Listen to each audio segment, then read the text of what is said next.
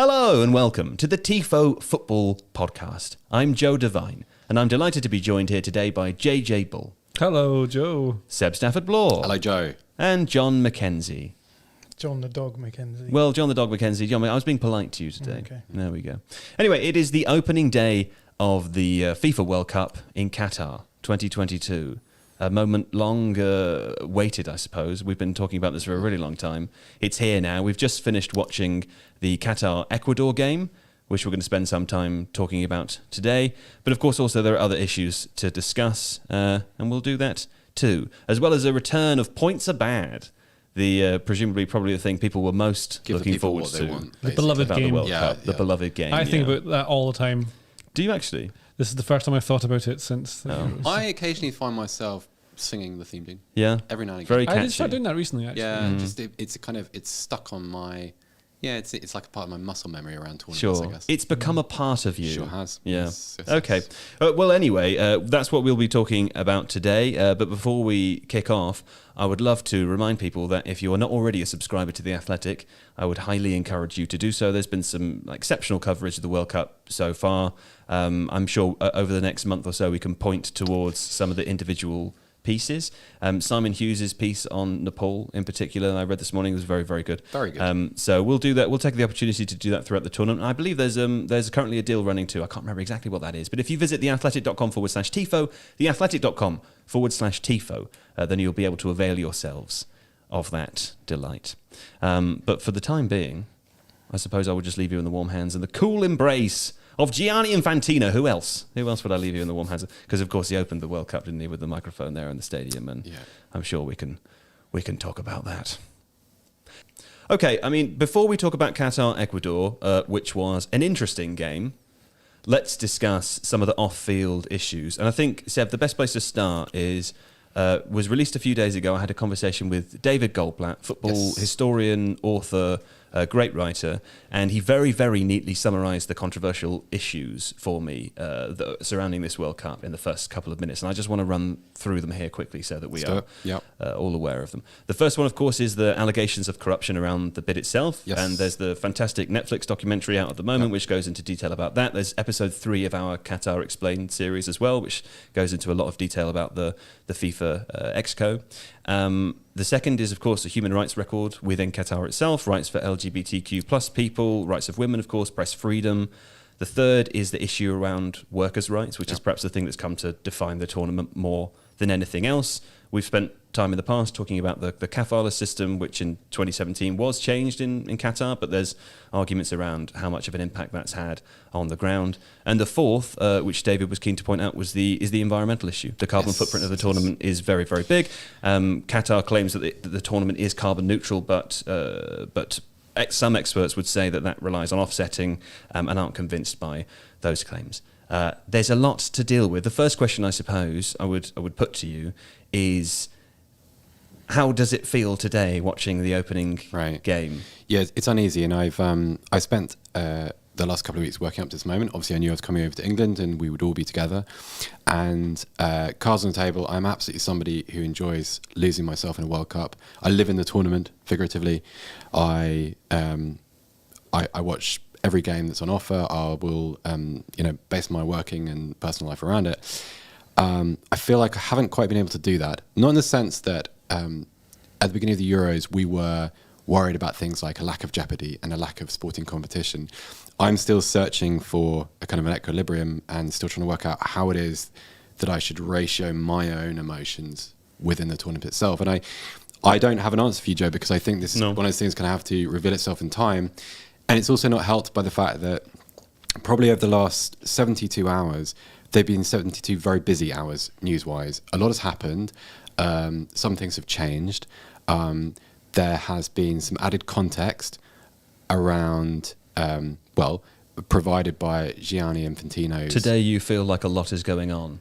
I feel like I'm having to adapt around things on an almost daily basis at the moment. So whilst the World Cup has been a fixed point in the future for 12 years, the closer it's got, the more things have changed. And Yeah, I'm still adapting. Yeah. So I don't know yet. Well, in terms of the very serious and very real issues that we listed off at the beginning, I think the best thing that we can do is point people towards that podcast with David, who speaks about it like far more eloquently than any of us here could. Yeah. Point people towards the Qatar Explained series on Tifo Football, the illustrated channel, which is a 5-part series written by James Montague, who was reporting about football in Qatar before they'd even thought about going to bid for the World Cup, and which covers many of those areas.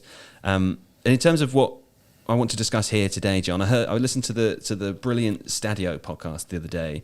And on that podcast, Musa Okwonga described his feelings about the World Cup earlier in the week as a collection of games. And, I'm awaiting tomorrow when England play at 1 p.m. and I'm wondering if like the fan in me is going to kick in a little bit. But today, it does feel a lot like a collection of games. Yeah, and I think, all World Cups are a collection of games which have that added imbued level on top of it, which is what we're talking about, that emotional experience and everything that it means for people, and that will be different in every person's case. But I think what's actually interesting about this tournament is that you can't get away with doing what you can do in other tournaments, which is put all of the other layers of meanings that maybe are negative away from your mind, and you sit back and you kind of think, oh, okay, here's these games. I'm with my friends. Usually it's in where we're at is the summer, so it's a sort of that's a very emotive period as well for us. Whereas in this tournament, I think this is why it's so people are struggling to feel the way that they usually feel about World Cups, because I think usually we can put all that stuff out of our mind, but this World Cup, it's impossible to not be uneasy. And I think what I found interesting myself personally is that I've realised that that's not what I'm supposed to be trying to do. I'm not supposed to be like getting to a position where I'm like, okay, I feel comfortable about this now. Yeah. I can just throw myself in and enjoy it. Actually, I realised that feeling uneasy, that unresolved aspect of this World Cup, I think has to be there the whole time. And I think that's why it's important for us to continue bringing these things up, because those things are there. But I think going forward in the future, one of the things that I'm trying to really focus myself on at the moment is that we've already talked about this. There's a lot of whataboutery that goes on, but all public events of this kind of nature, the Olympics, world sports world championships, etc., they have these uncomfortable elements to it, and I think I'm personally way too adept at just forgetting those added levels that we've talked about, those negative levels. And I think I'm trying to remind myself in future to sort of be a little bit more cognizant of that fact going forward. So yeah, I guess my takeaway is to embrace the unresolved nature of it a little bit as consumers of this tournament, and try and remember that we're always being co-opted into these sorts of events, and the reason why these events happen is because the people at the top want to influence the way people think about things. And so as people at the bottom, I think it's incumbent upon us to just keep that in the back of our minds and think, how am I being influenced here? Like what are those big narratives that the people in power are wanting to push? To allow the discomfort. I think that's a really good point. And I mean, JJ, even if you didn't want to, based on the coverage so far, the mainstream coverage, we should point out, around the World Cup, it's impossible to ignore. I mean, Gary Lineker made a sort of a joke about it at the beginning of the BBC's opening coverage of the World Cup, to say, people say we should stick to sport, we will do for a couple of minutes at least, and then most of the programme was about off-pitch issues. Can you think of another football tournament at least where, in living memory, where that's been, or I suppose in broadcast history, where that's been an issue? Not really, no. I can't think of any others. I haven't prepped any. No, sure. And how do you feel about it so far? I woke up today feeling quite excited about the World Cup, which I think is nice, because I love the World Cup and football generally.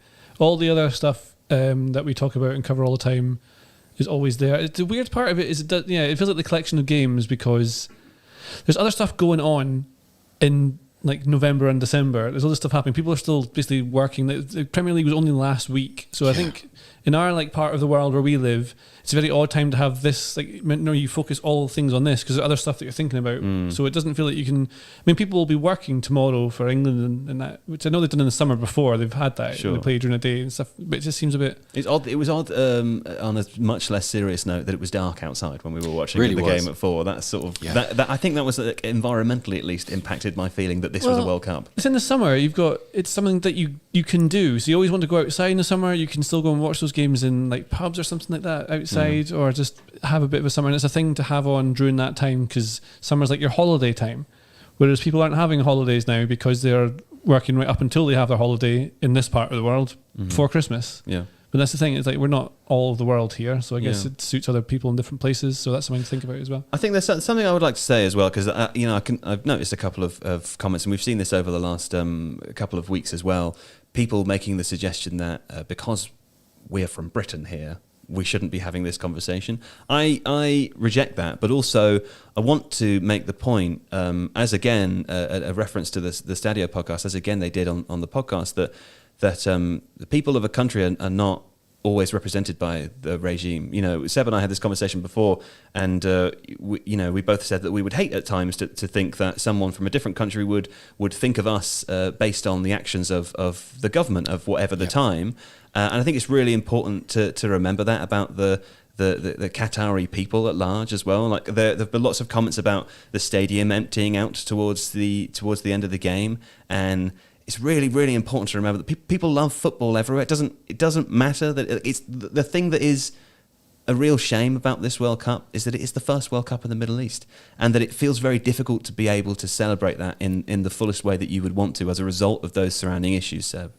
Yeah, I agree. And also, it's worth pointing out that I want to be able to enjoy this World Cup. I had quite a trying year for various reasons, and you and I have been speaking about the World Cup for about 6 months, and it was a kind of it was a sunlit uplands in many ways in terms of not necessarily the football and the work, but spending time with my friends. I work remotely. I work from Germany most times. Privileged to be here, and it's fun to actually be on the podcast. And so I want to embrace the spirit of it, and I want to wake up excited about a slate of games every day, and I want to be able to get past the unease that we've spoken about. And part of that is just it's so I think the reason to bring that up is just because I don't want to characterize myself as someone that's sitting there going, I'm determined not to enjoy any of it, and I want to be sort of even-minded in terms of the Qatari people and the football. And I think it's hard because there's so many different things to juggle. I think editorially, we've tried to cover all of those elements fairly and evenly. I think we've done a pretty good job. I hope we have.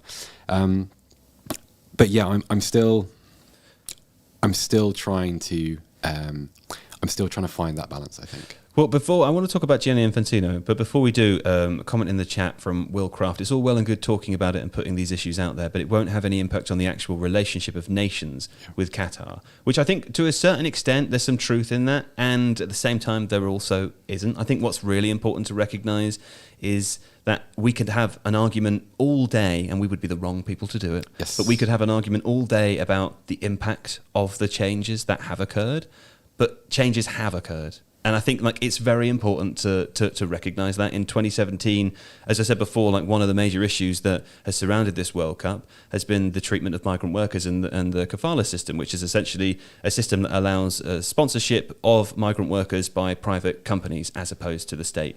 And that system was reformed in 2017. Now, human rights organisations and people who follow this much more closely than we do would say, hold on a second and take a look at what's happening on the ground, and you might think that the changes that have been written down look far better than what's actually occurring. But when I spoke to David last week for the podcast that was released, he said he was very confident that there is no chance that change would have happened had the World Cup not been there. So while, Will, I do accept there's an element of truth in your point, I also think that the only reason we're talking about this at all is because the World Cup is there.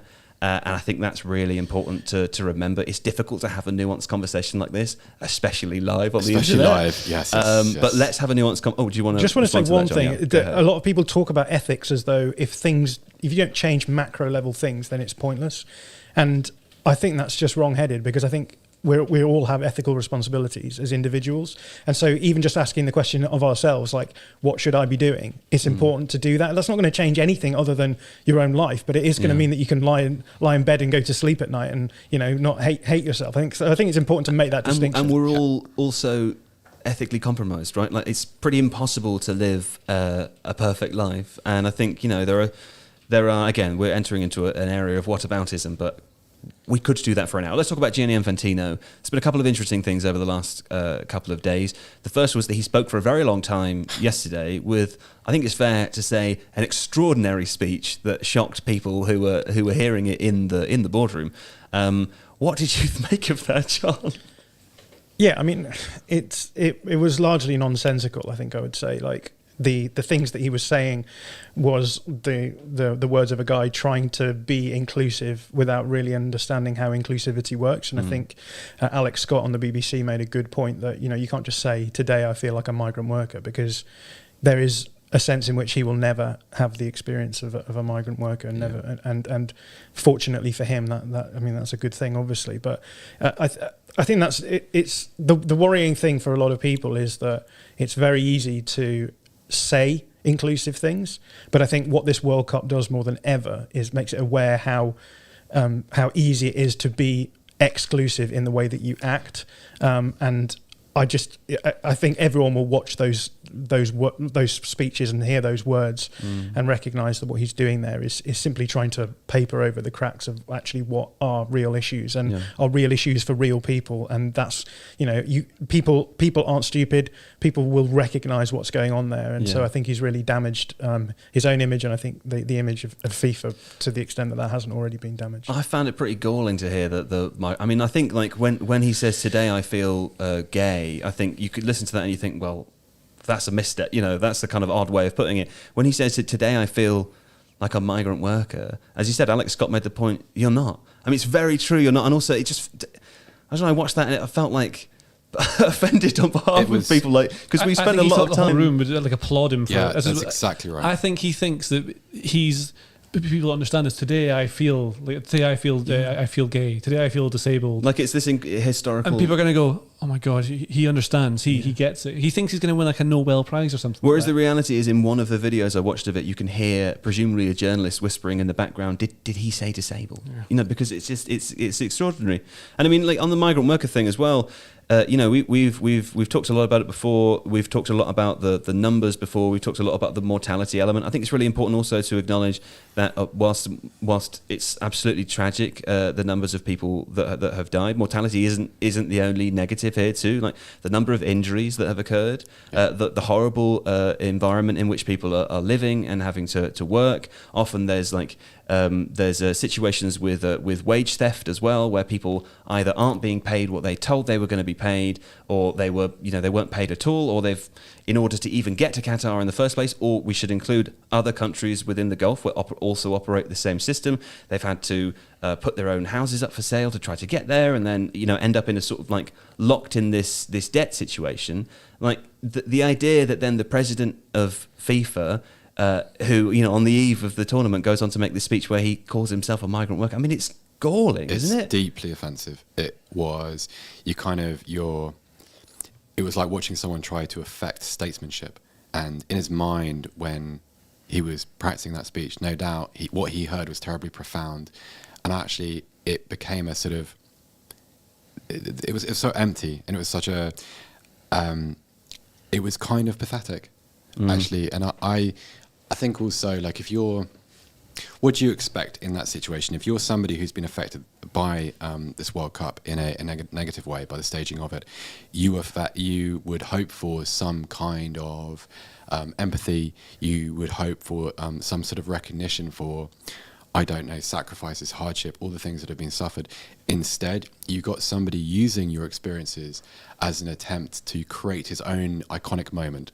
It was a speech given by someone who expects one day to be the central character in a book and expects himself to be quoted verbatim. And this sort of, it was absolutely extraordinary. I remember I was watching it and I was in the WhatsApp group with you guys. And I know sometimes we can be a little bit hyperbolic with things that happen in football, for instance. And great goal, great save and stuff. But what I was watching was actually extraordinary. It's the most real wow in the chat. It took my breath away. It was absolutely extraordinary to see. I would also say that level of self-involvement. You have what was apparently a press conference scheduled for 40 minutes and a speech lasting for an hour, 5,000 words. That is, if you think about it in its purest sense, that is extraordinary to do that. To think this is what this moment calls for. This is the tone of this moment, and this is what it's appropriate to now go and say. It was, I'll stay with deeply offensive, and also the way it ended was a little bit sacrilegious, I think, in many ways, in terms of the kind of the sort of the imagery that he called upon. I'm still in shock, and this is what I meant when I said earlier. Every day, something new's coming up which you have to adjust to and which you have to get your mind around. And some of these things are bizarre, really. Yeah. Okay. Let's talk a little bit about football. There's some football happening tomorrow. There's football happening the day after that. Football happened today. We will discuss that. But first, John, you've got an excellent resource for people that you and friends have created, which is going to help us through the tournament. Yeah, so we've made a spreadsheet with all of the squad lists in there and lots of extra information. So things like starting 11s, players who are missing, tactical remarks and stuff like that. So I don't know how the best way is to... What's a good example of, if you got it up on your screen now, Yeah. pick a team. Okay. Actually, let me pick a team. Senegal. Okay. Tell me a tactical trait about Senegal. I can read the tactics. Do you want me to read the tactical preview? Yeah, read one bit, yeah. It's only short. Yeah. What was supposed to be the perfect finish to a year in which Aliou Cissé's Lyon de Teranga claimed their... That's a hard one to say, isn't it? Actually, let's all watch man read. Yeah, it's a bit boring, isn't it? Also, the videographers are laughing at you for some reason. Is that because he's picked his laptop up? Is that why?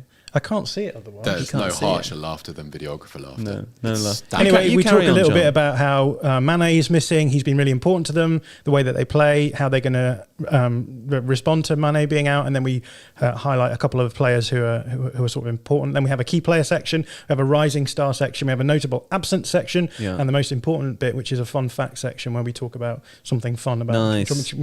Will you put the link in the chat? Some people have asked for that, and also if you want to find it anywhere else, John's tweeted about it.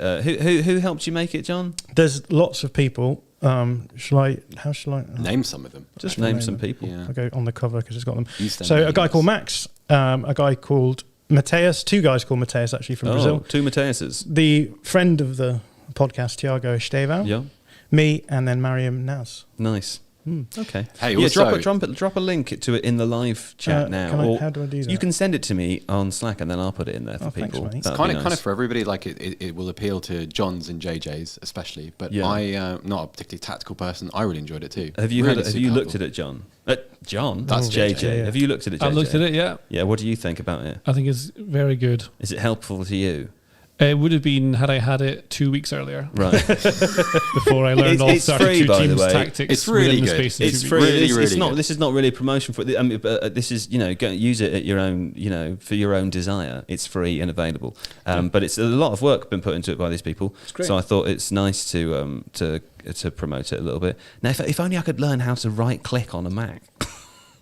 Let's go now to a break. Which of course, and that's a time code, gang.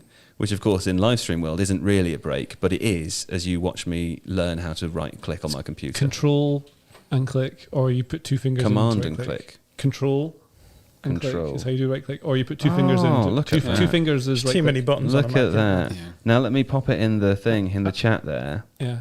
2 fingers as well, Joey. Push in So 2 if you, fingers. so is if you right click. I manage was this- doing that, but it didn't work. I've put Oh, there I've you put a go. link There to you it in go. the chat. Yeah, so you can look at that. Highly recommended. Really Yeah. good. Yeah. Cool. Jub says 2-finger click is easier. I was trying it, Jub. I was trying it.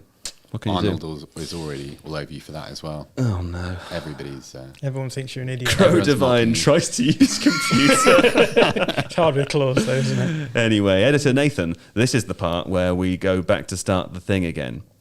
Okay, let's talk about the game that happened today. That game, of course, was Qatar 0 to Ecuador. It was 2. It felt like more, didn't it? And JJ, Well, it the was first more, wasn't it? It was one was disallowed. one was disallowed. Disagreement. JJ, we'll talk about that. The first question comes to you. We had talked a bit about Qatar beforehand. There was a lot of discussion around, how good would they be, of course. So that I believe they are the first host nation to lose their opening game in the history of the World Cup. And of course, we know that their ranking is relatively low in comparison to the other teams. Of course, they haven't made it to World Cup before. But we also thought, or we were told, that they wouldn't be embarrassing in the tournament. Today, for the first 25 minutes or so, as Qatar's players and goalkeeper seemed to sort of have a bit of a wobble, it felt like it was going to turn. They were 1-0 down in 3 minutes. Yeah. And then it was overturned with offside, Yeah. which is really tight. And without VAR, probably wouldn't have been overturned. You felt fairly strongly about the level difference. Yeah, and I thought before, so I've been told by a few people, a lot of people have covered Qatar in previews and say they're good. I mean, lots of other journalists who know what they're talking about. And because they won the Asia Cup, in 2019, I think, wasn't it? And because they're coached by someone who came from La Masia. Yeah, so He's been in the teams, Aspire Academy for quite some time exactly. now. So he's grown up with that team. There's a system, there's a kind of a footballing philosophy behind it. They play nice football when they're playing against teams who aren't very good. But as soon as they play against a team who are good, and comparatively Ecuador are really good, we previewed all the tactics for all the games in Group A and all the groups on Tifo IRL. You can go and see them all there. And Ecuador played pretty much how we thought we did in the preview. So, I mean, for people who are watching this, you can see what they're going to do. They leave the middle of the pitch kind of empty. They have the fullbacks go up a little bit, and then what you get is a player in the middle. So normally Mendes comes in to form like a 3 at the back. Then Caicedo becomes in the middle, and then they just have loads of players in wide areas, kind of a bit like this. Maybe, John, if you don't know if you agree with that, but I think that's mostly what it sort of does. So they leave all this big like amount of space in the middle of the pitch.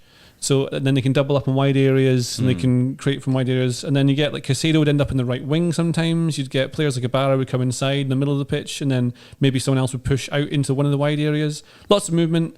They were decent enough, Ecuador, but they essentially were 1-0 up in 3 minutes, and then I think you could just tell they were going to be able to basically do them from there. You could tell that the standard was a lot different, and Ecuador had it 2-0 and just locked it down at about 35 minutes to just stop playing because there's no need to save your energy. It's tournament football. Until his unfortunate injury, it also seemed that Enner Valencia might win the Golden Boot in the first game, John. Yeah, and he had a goal disallowed, as we've talked about, from a set piece where he scored a really nice. Well, it was an easier header than the second one he did, but yeah, he looks up for it. A well taken penalty.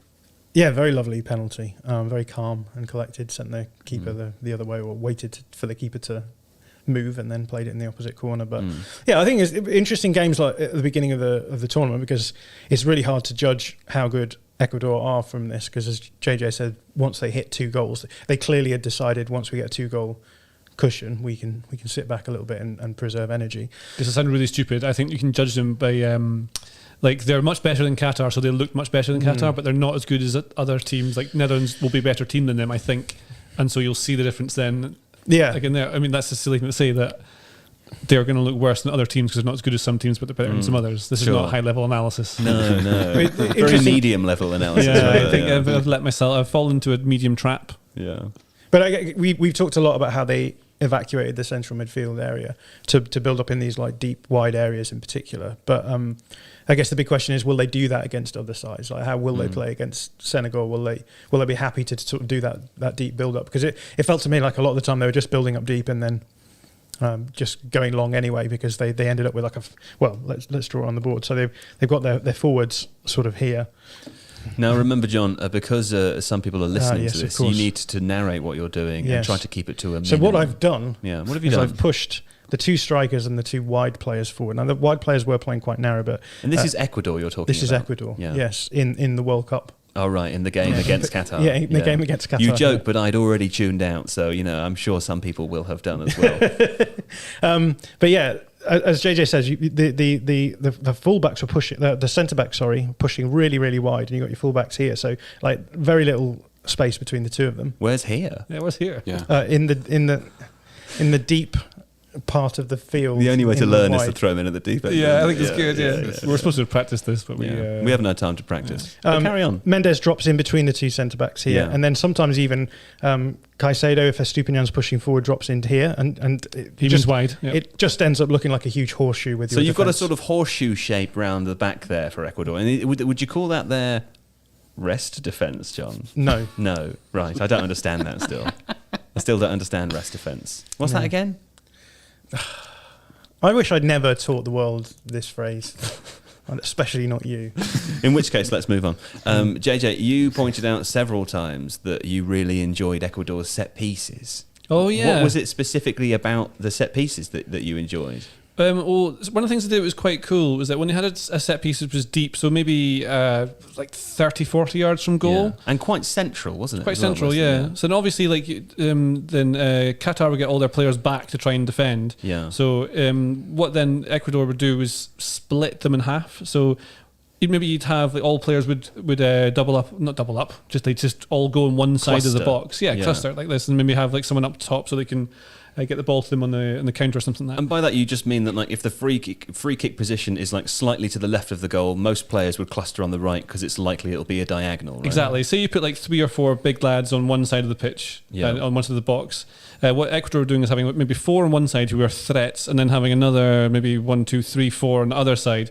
So then that meant that Qatar had to split their defenders into different sides. And so there was so much space, wasn't there? Yeah. It was really unusual to see that at a set piece. It looked like they weren't really defending it. And then, so people who can't see this on the board, I've just sort of drawn it in the box. And then what would happen is that if, say, they went to the right, so you don't know which way they're going to go with the ball. So if you hit it to the right into the box, then someone would win a header, push it back into the middle, and then they wouldn't know who to mark because they didn't know where the big lands would be and who the actual threats are for the set piece. It's quite clever. Yeah. I wonder if other people will start doing it because it's only when they do it from far out free kicks. When they were doing it, it was quite close to the goal. If it was a free kick that was maybe 25 yards out or something, it was very standard, just a hook ball into the box or something like that. Yeah, but I like that. It was clever. Is it worth saying to the audio audience that JJ's drawn a little circle around when the ball goes, like the referee does, and a free kick line as well? That's nice. That's nice. Really contextualising. Lovely little touches there. I can only learn from the best, you see. So. I wonder if the set piece formation. I wonder if that was behind the first goal, the disallowed goal, because if you watch that back,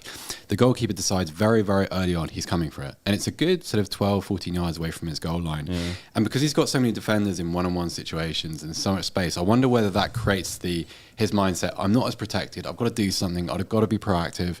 Factor in the kind of the occasion and the natural fear and pressure. I watched that and I felt like that's the kind of decision that I make. Me too. I rush into something much too early and then halfway I realise it's not going to work, but I can still carry on anyway. But I wonder if you've got a normal set piece formation there and you've got maybe 15 players in that space, the goalkeeper looks at it and thinks, nah, it's too much traffic, I'm not coming for that ball. Let a defender deal with it. I wonder whether that played into his sort of his decision making. Maybe. Well, let's talk about the offside. Now we're talking about the goalkeeper. John, you sent us a picture that seems to explain it because it was quite confusing, and I am proud to say that I did make a remark when it occurred as to say the issue is going to be because the goalkeeper is high and there's only one defender back and it's going to confuse everyone. And then it confused me for 10 minutes until I realised that I was right the first time. Yeah, it was very intelligent for me. I was somewhat surprised when I first heard it. But yeah, one of the players was offside. I don't know what else you want me to say, but because the keeper came forward, obviously the rule about offside. What do you want me to say? That was so sassy. Salty, yeah, I like it. Wow. Really went after you there. I know why John's annoyed though. It's because of a certain game that you played. Well, listen, I didn't want to bring it up on the live stream, and I wasn't planning to bring it up thinking about all last night what I could say on the live stream to embarrass John. But I don't know if people know this, Seb. We didn't want this to bleed into the podcast. We didn't want it to bleed. No, we to. tried to keep it separate, but now John's brought it up himself. I think it's okay for me to tell the world that John McKenzie, who was or is, I'm not certain because angry, was or is angry, was or is the host of a wonderful chess podcast. John himself, a great knowledge of the game of chess and a fantastic player of the game of chess, and he knows all the opens. He was telling me last night, this is what this one is, and this one's that. What's that one? He's one of those people that thinks about what he's going to do when he plays chess. Not like a normal person like me who just makes a move. He does have that set of T-shirts which he's always wearing, which have those those famous old chess moves. Yeah, on them, the chess moves. Yeah, I mean it's. But ladies and gentlemen, what happened last night, of course, was John McKenzie and I played our first game of chess together, didn't we, John? We played it online, and we were on a Discord call, and we were having a nice friendly chat, weren't we? And you exposed your king. Good. Don't do this in the stream, please. Yeah. And I checkmated him. I won the game, didn't I? I beat you at chess. I beat you in a game of chess. You won a game of chess against me, yes. I did win a game of chess. And I've realised that with the long build-up to saying that now, when I was thinking about this last night, I thought, it's going to be funny and I'm going to feel like cool. But I feel like I've over-egged the pudding a little bit now, and now I feel like it's hasn't really turned out to be this bit that I wanted it to be. Too much. Yeah, I think that was kind of unkind. Anyway, the point is, I beat John at chess, and I'm an idiot. So, what does that make you? It makes me an idiot's idiot. So just the offside again? It was just offside, yeah? Yeah, as you say, people think of the offside rule as being an outfield player and the goalkeeper. But because the goalkeeper pushed forward, the deepest player was an outfield player, which often confuses people. So. Yeah. I still don't understand it, and I've seen it. You've seen the picture, I've though. had it explained to me. I still don't. Right. This Yeah. happened in the Euros as well. You have to have two players. It has to be between two. the goal One of and them's normally the other goalkeeper. player. So you have to have. JJ recoiled from the microphone and put his hand what happens over his is eyes. the goalkeeper comes out and there's another key player here, Yeah. and then who was it who was offside? I can't It's even always remember. assumed that the goalkeeper's not The going to be Mendes, part of maybe. it because he's never that far up the pitch. Yeah. He But was here and the because ball was he played is, in. exactly. Oops, I didn't mean to do that. Yeah. The ball was played in from here. When you look at the tactical cam footage, you can see it does become slightly clearer. Yeah. Anyway, never mind. There's a reason we don't talk about offside stuff, isn't there? Ecuador, JJ. They were tipped before the tournament started to be an interesting team to watch. Bit of a tough group though. Senegal By and, us. by us, sure. Senegal and Netherlands, the other two teams in this group. Senegal, Ecuador feels like it's going to be. If you expect that the Netherlands are going to top the group, Senegal, Ecuador feels like quite an exciting game now, doesn't it? I think the other games are really exciting. I think it's quite clear that Qatar aren't very good, so they will have to be very special to be able to get any points out of the other teams. The Netherlands are really good. Senegal, I can't quite. I think they're decent. They're much better than Qatar as well, so they should be fine.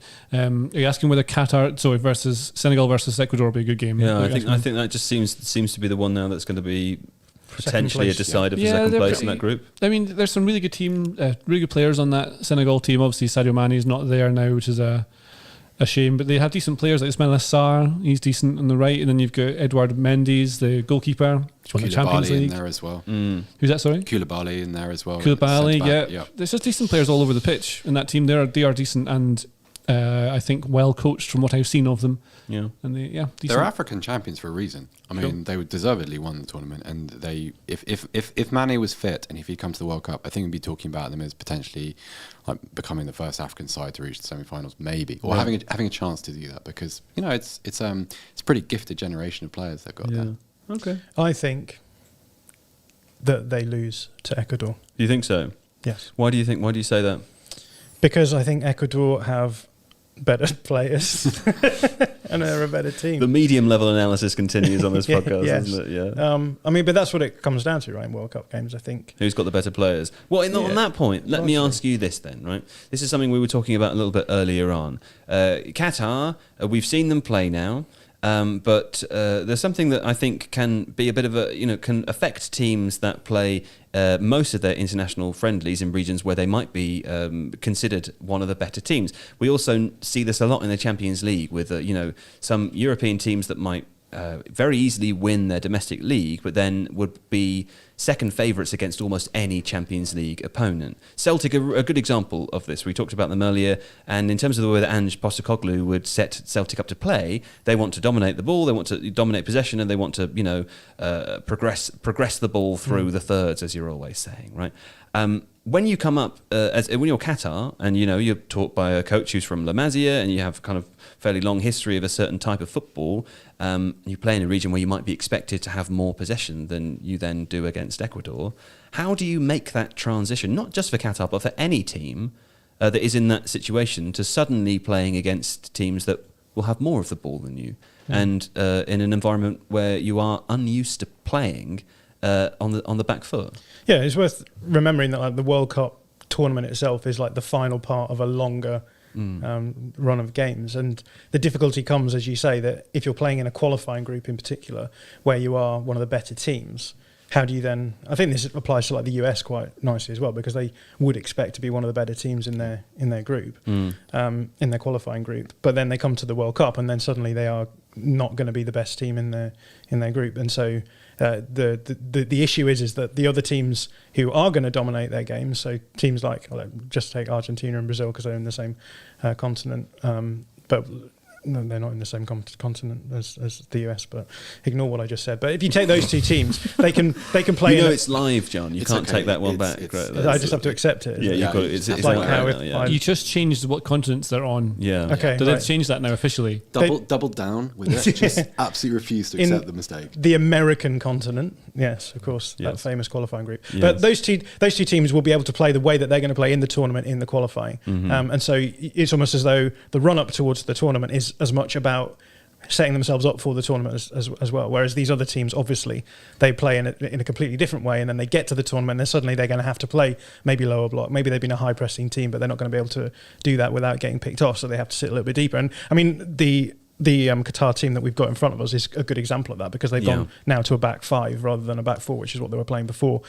So they are having to play in a different way. And interestingly, I think from the game tonight, they looked very, very fragile from set pieces, and that's largely, I think, because they probably won't have had to face as many dangerous set pieces and players who can punish them from those things. Seb, one last thing on the Qatar team. It was kind of sort of funny at the beginning, and then I started to feel quite quickly quite sorry for some of the players who I think are going to maybe receive or on the front lines for a bit of mockery, which I suppose might not be poorly intentioned, but there are better people to receive that kind of mockery. The Qatar team players are not responsible for the things that we have discussed at the beginning of the podcast, and I feel like I'm maybe going to be unfairly maligned as a result of that. A little bit of unintentional conflicting of different issues, right? Yeah, I think a bit of empathy wouldn't go amiss, Joe, just because, firstly, consider being in their position, and you've got the conversation around the World Cup, and you've got all the pressures that come with that. You have to deal with the build-up and being part of, the representation of your region and nation in a way that you don't really sign up to be when you're a footballer. Yeah. I think one of the things I took from the first 20 minutes is the nervousness and the fear and the anxiety. I think you saw that in the goalkeeper. More subtly, I think you saw it in the other players, because they won the Asia Cup in 2019, and they deserved to. They played extremely well. Let's not forget that. However, in the years since, they've had quite a few bad results. Just in the last 12 months, they've had some humbling defeats. Most notably to the Republic of Ireland, who are not they're not European superpower. They lost 4-0 to them. So they arrive in the tournament in not particularly good form, and with the conversation around them, and with I suppose a lot of people wanting them to fail because they represent something other than just football. Yeah. They're not just a football team in this situation. They do, yeah. And I think we have to be very, very careful about how we conflate the Qatari football team and what we think about the components and the elements around them, whatever that may be, because they are not one and the same at the moment. It's a very, very difficult situation. It is tough, yeah. On another note, in the chat, @Russell says this live stream is dross. So, guys, I think we're going to have to up our game. Russell's really unhappy. And maybe we can all take a moment while we have a break to reflect on how we can do better. I will not reflect. I'll write a message to him. Okay. Yeah, I'm not reflecting at all. Sorry, Russell. Yeah, okay. That's a nice message. Thanks, JJ. That's okay. Yeah. You've burned him by spelling his name wrong as well. Yeah. Nice, Oops. JJ. Sorry. We'll try to we put a sigma in there. We'll try to do better for you, and we'll have a break, which of course means a time code. Thanks, guys. Nice. Yeah. Nice. That's really good. Let's do a little bit about ahead of tomorrow. We're at 50. Okay, great. Thank Points you. are bad. Yeah, and we'll do a bit about tomorrow, and then we'll do points about, yeah? Okay. Picking up again. Mm-hmm. Okay, so tomorrow, the 1 p.m. game, the first game of tomorrow is England-Iran. JJ, what are your predictions about England in this tournament? I think that England won't be amazing, but they are quite good at hacking their way through teams who aren't great against them in the tournaments. We've seen them, they rely on lots of set pieces and things that they've done cleverly with those, like blocking players and runs, and you know, the things we saw before, and then the whatever tournament it was that wasn't 5 months ago, it was 18 months ago. Yeah. But I think we saw, as soon as they played like Italy in that tournament, they were the first really good team they played and they lost. And then in the World Cup, the first really good team they played properly was Croatia and they lost. I think they'll find it hard to break down teams like Iran and Wales will be really up for it. So I think you've got this thing. When Scotland played them in the Euros, it was 0-0. Scotland really up for it. Not very good Scotland at all. And England just couldn't score. Just couldn't get at them. Yeah. And as long as you're clever and don't give away those silly set pieces that you don't want to rely on, I think they're quite weak defensively. And I mean, obviously the whole team defends as a unit. It's not just one player. But if Harry Maguire plays, he looks so low in confidence. Eric Dyer, I always fear there's a little tiny mistake in him there. And you're looking for Wales or Iran or USA waiting for that one single mistake. It could be, it's in there. I'm not sure what the midfield will look like. I don't know what shape Southgate will play, whether it's a 3-5-2 or 3-4-3, isn't it? Usually you play with the two wide players. Or whether he'll go for a back four and have an extra attacker, because they should be the better team. But as we know, Southgate likes to play very cautiously and very carefully. Yeah. So I can see, I think a lot of people are starting to... I can see England really struggling in the group, but I might also look completely stupid having said that, and they might just breeze it. I hope so. I can't really tell. I'm going to see tomorrow. If they are bad tomorrow... It's like a double win for me, because if you are wrong... it means England are good, and it means you're wrong, which is extra fun for me. Well, those of you who watched the live streams last time we did them, you may remember that Joe genuinely fell out with me during was it the Euros or the World? It was the World Euros. You've inflated what happened a bit. You can see it. It's on camera. Sounds like a certain thing that happened with the chess game recently as well. I won that as well. I won the conversation. I think you inflated what actually happened, but yes, didn't even give me the right to reply. But here we are. Well, anyway, so there's a couple of comments in the chat asking us to talk about the armbands. One point I will make here is we are live, right? We need to wait for all facts to be established before we discuss things. And also, please bear in mind, we came live as soon as we finished watching that game. We do not have a full-time producer with us for this show. So there'll be days where we talk about the big topic the next day if it is not completely clear in our minds what is cool to say. But we will probably discuss that tomorrow when we talk about England and we find out what Harry Kane does. Yes. Anyway, that's exciting. And I suppose now it is time to also hear from Points Are Bad. Points Are Bad. That's what's next. I was just filling for time with my mouth. I'm a professional. Points Are Bad. Now, you remember if you listened to the Euros podcast a year and a half ago, that we play this very ultimately quite stupid fun game called Points Are Bad. Points are bad. Yes, and Seb is singing in the background there. Now, the main aim of this game is to not have points. You don't want points because they're bad. Points are bad. Remember and this. Here's how the game works. Before a fixture and before a day, we all predict the score lines of the games in question. And then depending on how far our scoreline prediction is away from the real score, we gain points. And nobody wants points. I can tell you, John, that you're a happy boy today because you have 0 points. You predicted a 2-0 win to Ecuador, and that means you gain 0 points. Seb and JJ, you both have 1 point because JJ, you predicted 3-0 to Ecuador, and it very nearly could have been.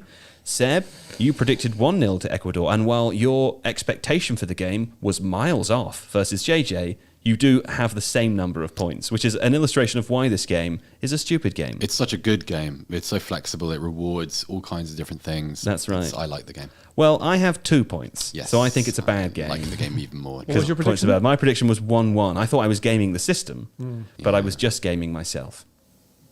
So we're doing predictions for tomorrow now? Yes, we are doing predictions for tomorrow now, and we'll rush through this, please. And of course, the way we do this is the first person to go is the person who performs the poorest the day before. That's me. That is you. you. I'll decide to go first. Nobody can choose the same score line twice, so we don't get in a situation where we're all picking the same thing and the winner just needs to stay ahead, right? JJ and Seb, you guys will go second, and John will go third as the current winner. So with England-Iran, my prediction is, of course, 5-0 with Who to? I've put that in as the actual result. 5-0 is to England. Senegal, Netherlands. I'm going to go for a 2-3. I think that's going to be a stunning game of football. And the USA, Wales, I'm going to say is going to be our first 0-0 of the tournament. How exciting. Now, Seb, let's you go next, please. England, Iran first. I will say 1-0. You'll say a 1-0 to England, okay? And then Senegal, Netherlands. I will take a 2-1 to the Netherlands. You take a 2-1 to the Netherlands. That's a 1-2. Okay, thank you. And then USA, Wales, please. I think the USA will beat Wales 1-0 also. 1-0 also. Great. JJ, you are next. England, Iran. 1-1. 1-1. Okay. Senegal, Netherlands. I think that will be a 2-1 win to the Netherlands. Okay, so that's a 1-2. Yeah, Yes. and you can't have that because Seb's already got it. Oh, I've does taken he? that one. Yeah. Okay, then I will go 3-2. 3-2 to the Netherlands. Yes. You can't have that because I've already taken it. Oh. You really need to pay attention. I in was. this I game. thought it was. All Yeah. right. Do you need us to explain the rules 2-0 again? 2-0 Netherlands. Then. 0-2. Yes. And of course, USA Wales. I think that will be 1-2. 1-2. 2-1 to Wales. 2-1 to Wales. Okay, fine. Now, John, you haven't got that many score lines left. I'll have whatever's left, Joe. England versus Iran. We've currently 9-0. got a 5-0, a 1-1, and a 1-0. You could go for a 2-0, a 2-1. Yeah, thanks for explaining the game to me again. Well, I actually JJ needed understood. it, so I wasn't sure if you would need it also. Oh. And also, bear in mind that whilst the game is fun and people enjoy it, this bit is actually very boring. It's so the quite longer you stressful, take, yeah. the worse the live stream I'd of just like quality to point is. out that you're the one that's making this longer and boring. I'm in actually, this with my instance. elongated editions, they're fun. Whereas Okay, watching you mine sit is- there thinking, as I I'll found go out when I 2-0 played England, chess with you last although night, very I'm boring. very tempted to go 1-0. 2-0 England. Okay, fine. And next up, it is Senegal, Netherlands, please. 4-0 Netherlands. 4-0 Go big or go home. Look at that. Nice. Well, you are going to be going home with that kind of prediction. And USA, Wales. I think 1-2 and 1-0 are both taken. 1-0 to who? 1-0 to USA is taken. 2-1 to Wales I'll is go- taken. And 0-0 is taken. I'll go 1-0 to Wales. 1-0 to Wales. That's a 0-1.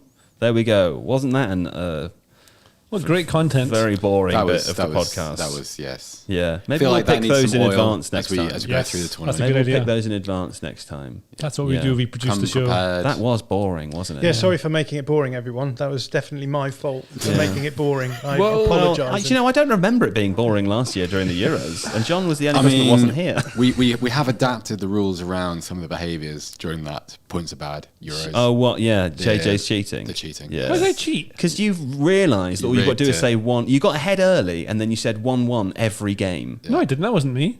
Was that Alex Stewart? It was Alex. That was Alex Stewart. Yeah. I mean, Because one of of the Alex reasons- Stewart's cheating. Well, one of the reasons behind the He sacking. was just of playing the course. game. Of course. then. Yeah. To avoid Yeah. that, you should add incentives for getting the result right, I think. Okay. Well, listen. Okay, I think maybe that's everything, isn't it? That's probably the end of this now. But it's there. You go. That's the opening day of the World Cup. We'll be back every day. There's a game. We'll be here. Most of the live streams start at 9 p.m. GMT, I think, or basically wherever you are. Within 5 minutes of the last when it game finishes, finishing, we'll be here. We'll be here, the last game of the day. And JJ and John are gonna have some fun working during the day as well to create videos for Tifo IRL channel. Yeesh. Tifo Football, the illustrated channel, will continue as normal with lots of some World Cup, some non-World Cup videos being released. But yeah, hopefully you can join us for it. And I think the highlight will be around sort of day 16 or so. And we when start to get really tired. we'll have lost all of our. When we start to corpse and Yeah. Yeah, it's Yeah. that's the bit that I enjoyed. I think, Yeah. looking back, I can't remember most of it, but it's just Okay. one long live stream Yeah. that lasted for weeks and weeks. Well, JJ Ball, Seb Stafford Bloor, John McKenzie, thank you very much, and we will be back tomorrow. Take care, everybody. See you later. Bye, bye, bye, bye, bye.